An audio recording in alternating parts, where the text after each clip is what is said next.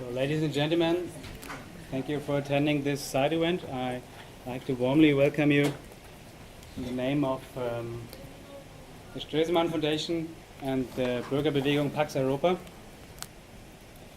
So what we are going to talk about today is freedom of expression, or also sometimes called free speech, freedom of speech. And you all know this Article 19 of the Universal Declaration of Human Rights.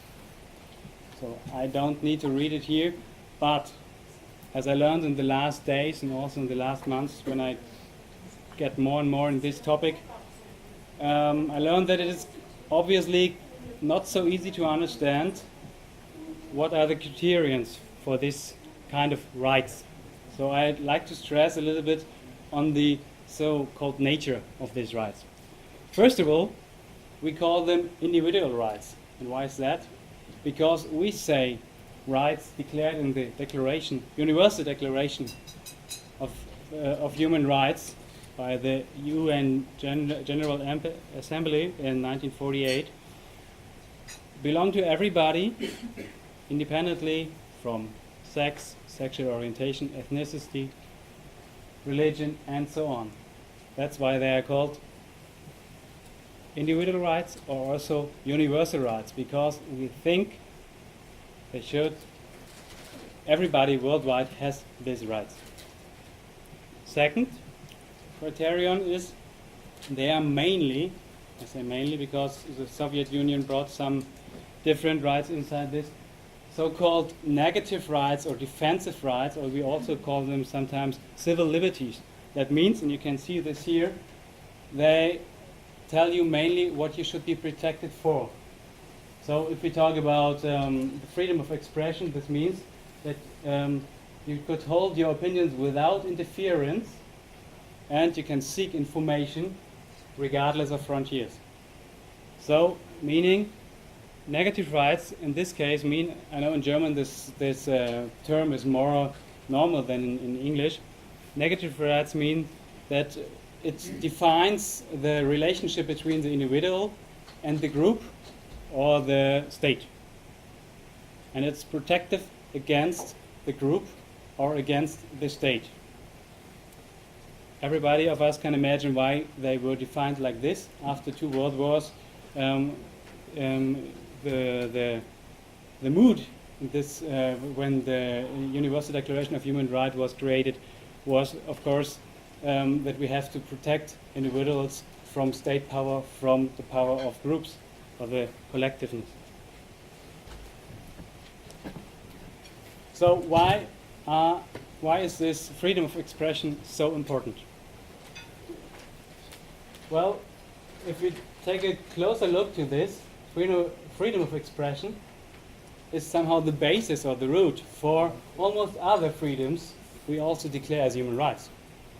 First of all, freedom of expression guarantees freedom of religion, because if you couldn't speak about a different way of how you believe the world sets together or what is the meaning of life, then if you couldn't say this, there wouldn't be any other creed or group of believers than the official religion or state religion or however you would call it.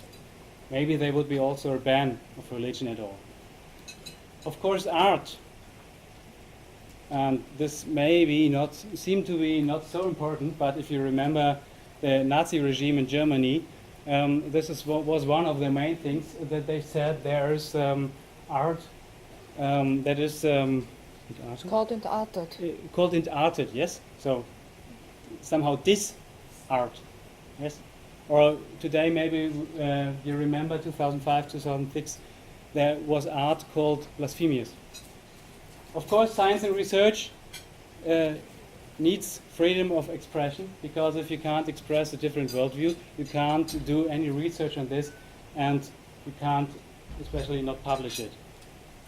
About press and media we talked a lot about in the plenary today. I don't think I need to strengthen this again. But also the question of assembly and association is dependent on freedom of expression, because if you can't call to associate or at least to meet with your people, especially to opponent or to do a demonstration against the government and so on, you have a problem right here.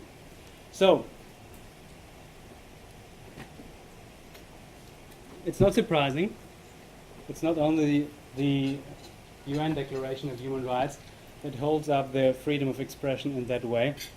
Also, in the context we are working here in, the OSCE says that freedom of expression is a fundamental human right and the basic component of a democratic society. Maybe one would like to add the constitutional state, because people often don't think or are not aware of that democracy is the one thing, but the other thing we need is the constitutional state, or the state of law, or rule of law, as you say in America. Yes? And freedom of expression, it has some borders we will discuss in a few minutes. But firstly, we have several decisions here. I cited one of the European Court of Human Rights from 1997. It says that it can only be restricted if there are other human rights or basic rights that could be protected with this. And it has a right to offend people, or it comprises the right to offend, shock or disturb people, the government, and so on. Otherwise, it wouldn't make sense. And maybe you remember the keynote speaker from the opening plenary session of this year, Human Dimension Implementation Meeting. He strengthened that factor that freedom of expression is only seeable when there are at least two positions opposing each other. Yes, if you have criticism. If you don't have criticism, you don't need to talk about freedom of expression. Therefore, maybe you heard this. I quoted this in the morning, the plenary session. The European Parliament strengthened this summer that freedom of expression is in danger, especially by some libel law, blasphemy laws, and defamation laws, even here in Europe. I remember a blasphemy law study of the Pew Center in America, and I think we have something like 8 countries in Europe, or inside the European Union, who have blasphemy laws, Germany among them, by the way. The European Union also said that we strictly should oppose these tendencies to forbid freedom of, or to restrict freedom of speech due to these laws. So why is this? It sounds quite simple. We had this European Court of Human Rights decision that human rights can only be restricted or limited by other human rights or basic rights. What does this mean? If you use your freedom of expression and insult somebody else, of course, it can be a violation of his dignity. Or if you use your freedom of expression and afterwards somebody, because you told him so, murders somebody, beaten somebody, whatever, the integrity of his physical integrity is violated. Of course, their freedom of expression stops immediately. But if we're talking about this, we're talking about human rights. This means neither God nor a prophet, not to talk about religions, have human rights. They can't have human rights because they aren't human, and the state of law or rule of law does not include the realm of transitivity. So the only border to human rights are human rights. This is very important to understand, because we will see later this border is more and more raised nowadays. Second principle I would like to emphasize on is that these if you feel insulted by somebody's free expression, then there's only one way to find out which legally good is more weighing here, and this is an independent court. Or seen it from the different way, politics, or the politicians of a democracy or of a state of law should never be allowed to decide what could be said and what not. And why? Because we have some, what I call, different functional logics. Politics is about gaining and maintaining power. It's not about finding truth or anything like this. It's power. The courts, that's why we have the separation of powers, they're looking for looking what's right and wrong, or what's right and forbidden, actually, yes? So they can pull any advantage out of their decision, normally, because they don't maintain for power. So this is why only courts should decide what could be said and what not.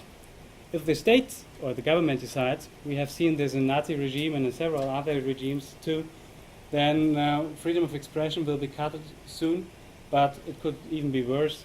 Think of the physical integrity of Jews or disabled person, homosexuals and so on during the Nazi regime.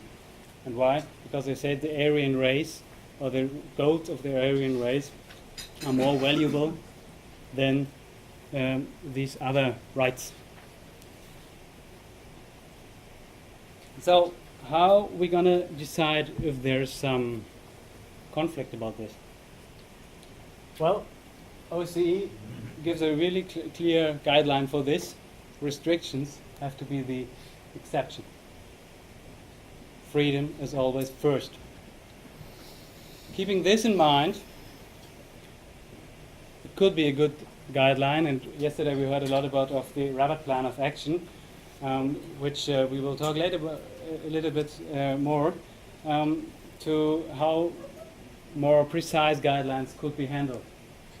But first of all, I'd like to introduce some organization. It's called this Organization of Islamic Cooperation.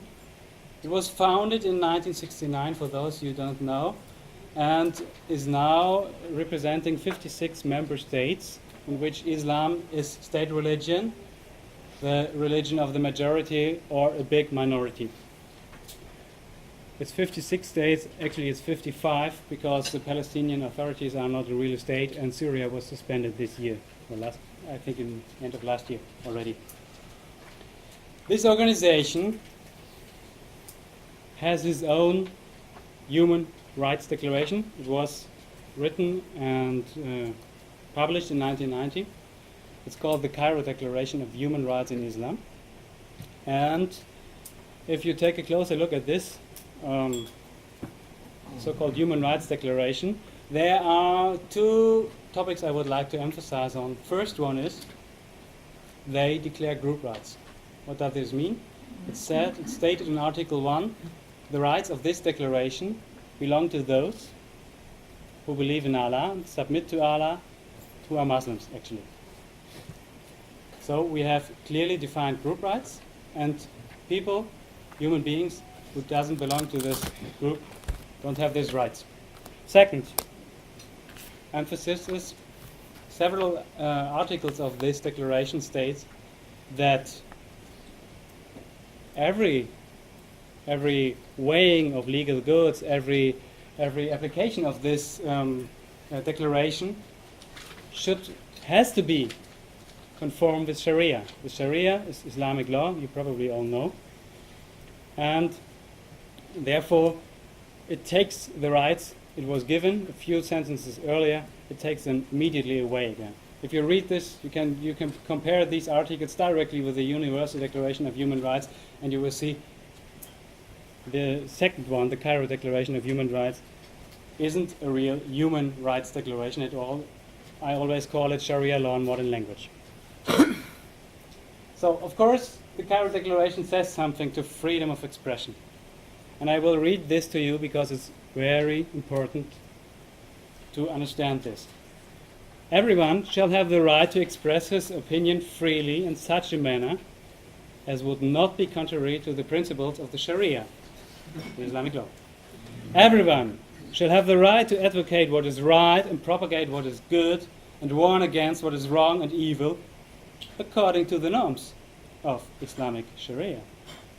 Information may not be exploited or misused in such a way as may violate sanctities and dignity of prophets, corrupt or harm society, or weaken its faith. Well, this is directly the opposite we heard in Article 19 Universal Declaration of Human Rights in the beginning, because it must be compatible to Islam, which means criticism is not allowed, which means women have less rights, and so on. We don't need to talk about this today. And especially, you have this here in the last sentence, the dignity of prophets are protected. Remember, we talked about 2 minutes ago, dignity of God isn't protected by our states or by our law. At least in Germany since 1969. I don't know about the UK and other states. So it's not surprising. You heard Freedom House this morning in the plenary session about Turkey. I can add to this that Amnesty International says that there are hundreds of people arrested in Turkey because they used their right, freedom of expression, because there are 10 criminal offenses in the criminal law of Turkey. The Committee to Protect Journalists called Turkey the largest prison of journalists worldwide. The quote this morning was OSCE region. It's worldwide because there are more journalists in prison than in China. Imagine this. And if they also, this Committee to Protect Journalists, they also have a list of deadliest countries for journalists. As you might imagine, Islamic countries lead this list. And on opposite, the Press Freedom Index of the organization Reporters Without Frontiers, it's directly the opposite. Islamic countries are the least on this list. So you may think, so what? It's OIC countries, I don't care. It's far away. And of course, every people have the right to decide how they want to live, what the constitution should look like, and if they want to live under the Sharia and the Islamic law, they have the right to. But first, this OIC is the biggest, or the second biggest or largest organization we have worldwide after the United Nations. They have the biggest voter bloc in the United Nations assemblies, and often also inside the UN bodies. And we just had this in Germany, especially with this Committee on the Elimination of Racial Discrimination, also known as CERT, who oversees a convention that's called quite similar, just with an international in front of this, and convention. In this CERT, at the moment, sitting 5 OIC countries. I know the people sitting there are called independent experts. But the process, how they get there, is that they are appointed by their, correct me if I'm wrong, governments. These independent experts. Maybe later. Second, due to this influence, we have 2.5 years ago, the Human Rights Council, UN Human Rights Council, voted for a resolution called 1618. This is the result of a long year process of the OIC trying to get defamation of religion. In the beginning it was defamation of Islam into human rights resolutions. But of course, our human rights doesn't protect religions itself, but only believers. So it was blocked. They changed this. They changed the wording, the phrases they use. Now it's called the protection of believers if they are insulted by their religion or discriminated by their religion, by their belief, and so on. What happens with these UN resolutions? Well, they lead to something we call custom law. This means they will repeat and repeat the same phrases, which forces the states to integrate these phrases, this way of thinking, into their national law. And this is what's happening right now. So, what we have prepared for you are several cases, sample cases. I don't want to talk about Sarrazin, and we don't need to talk about, agree if he's right or wrong. But what you will find in this booklet is the case of Sarrazin in front of the third committee discussed. And again, it's not if he is right or is he wrong. It's only the question if he is allowed to speak like he does. So There are a few more copies here, and if you need one in German as well, they're available here. I want to talk about another sample case. What's I think the directly result of this policy, and you could see it also as a result of Resolution 1618 and the OSCE work.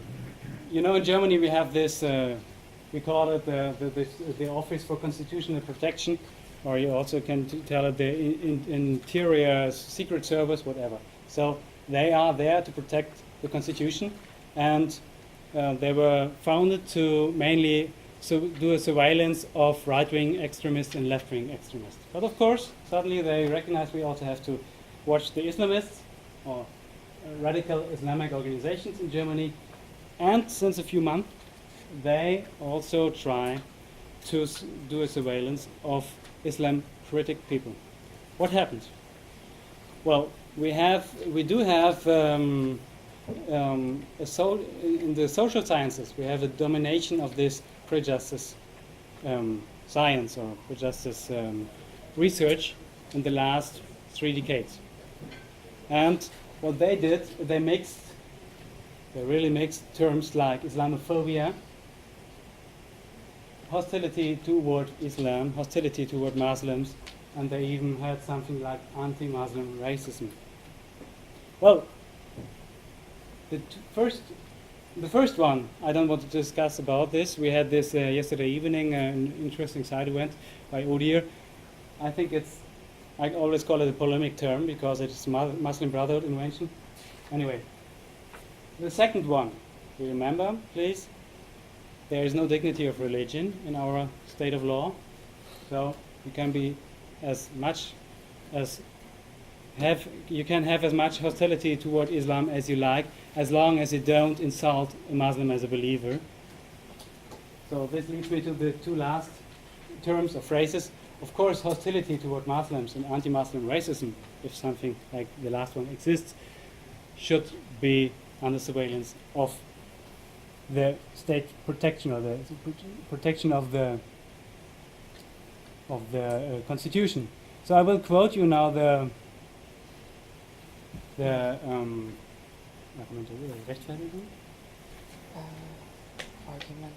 arguments of these authorities, how they argued for the surveillance. They said the leader of this organization they want to surveil now, yes, do a surveillance. Yes. He said he equated Islam to Islamism. He combined many negative characteristics in a generalized form with Islam. And in particular, third, he sees the Quran as the most dangerous book in Germany and the world. And therefore he said we cannot accept this regard to the Constitution and the freedom of religion, human dignity, basic equality guaranteed in the Constitution or in the German basic law. Well, let me repeat the 3 points. He equated Islam and Islamism. I don't know a single law in Germany that forces you or describes how you have to use terms, and especially not the basic law. It's nothing written there how you have to use terms or not. Second, I think it's an intervention of the Western people, this differentiation between Islam and Islamism. So what? Second, many negative characteristics with Islam. Again, Islam itself can't have a dignity that can be insulted. And third, he called the Quran the most dangerous book of the world. I mean, of course, he has the right to. Maybe he's not right, but he has the right to say so. So, if you turn this a little bit, and I tried to find the most stupid example that's possible. So I said, well, let's take Islam out and take animal protection in, because I know there are many brave people who try to protect animals. So, if I say animal protection is the same like animal activists who are really extreme and who break up these farms and free the animals, I don't think surveillance would be put on me. If I say, well, animal protection is really a bad thing, I don't think the constitutional protection would look at me. And if I say for instance, we have in Germany we can take the WWF, yes, so it's stupid enough. If I call the books or the publications of the WWF, which sometimes call them the most dangerous books of the world, because I like tiger skins in my flat or whatsoever, there would be no surveillance on me. I'm sure about this. So what I wanted to make clear is this mixture between dignity of a religion, hostility toward Islam, and on the other side, hostility toward Muslims, dignity of human beings. This is deadly for our constitution. And now I would like to hand over to Elizabeth, who will continue with her own case and then continue with some other cases. Thank you. I will just quickly describe, because we're talking about freedom of expression here, just very briefly about my case. Would you like me to use the microphone? Is this going to be better? Can you all hear me? Okay. I would like to talk about my own case, a case that was brought against me in late 2009, where I was accused of hate speech, of denigration of religious teachings, of a legally recognized religion in Austria. Unfortunately, we have such a passage in Austrian law that some religions are legally protected under law. And I was subsequently found guilty, even in the higher court, for saying the following. I actually quoted myself. Let me back up for 1 second. I spoke about the teachings of Islam. I did not speak about believers. I did not speak about followers of the Islamic religion in a seminar organized by a political party in Austria. I spoke about Islam. I quoted from the Quran, directly from the Quran, from the Hadith, from the teachings of Muhammad. And there was a secret recording made by a leftist journalist from Austria, a young lady, who then wrote up what I said. There was a transcript, and the transcript was handed to the authorities for further inspection and perusal.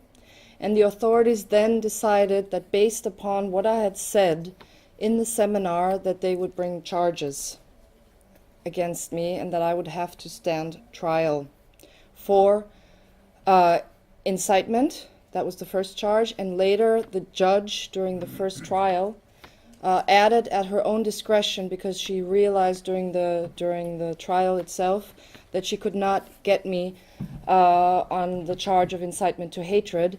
She added another charge, which was denigration of religious teachings against a legally recognized religion in Austria.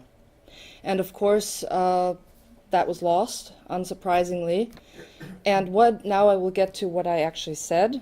And again, I quoted myself from the seminar. In the seminar, I quoted myself in a conversation with someone close to me.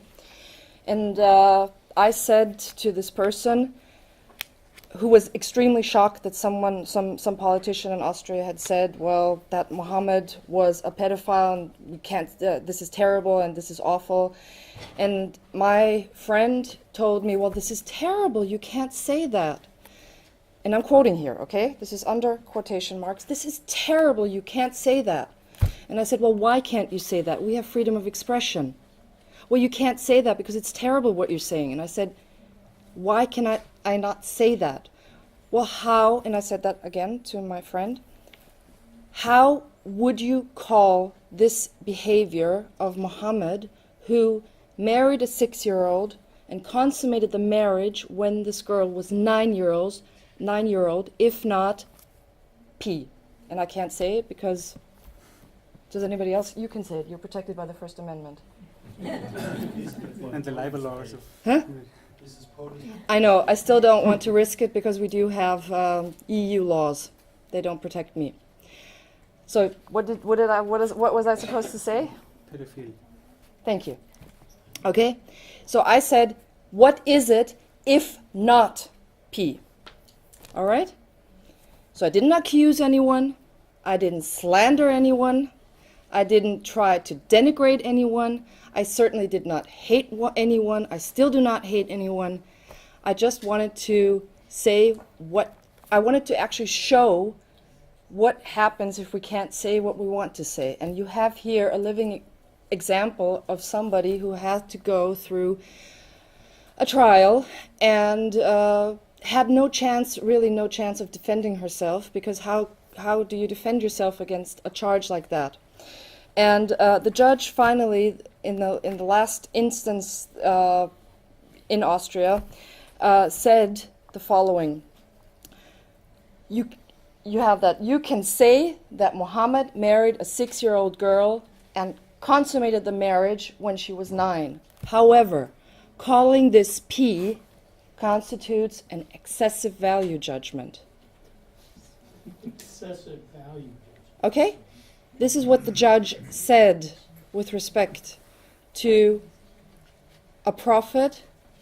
And remember what my colleague said: a prophet does not have a human right. Religion does not enjoy human rights. It is believers who enjoy human rights. And by no means am I the only case in the European Union or in the OSCE region. And let me just give you what I call the roster of the silenced in Europe. And just read the names. And this list is by no means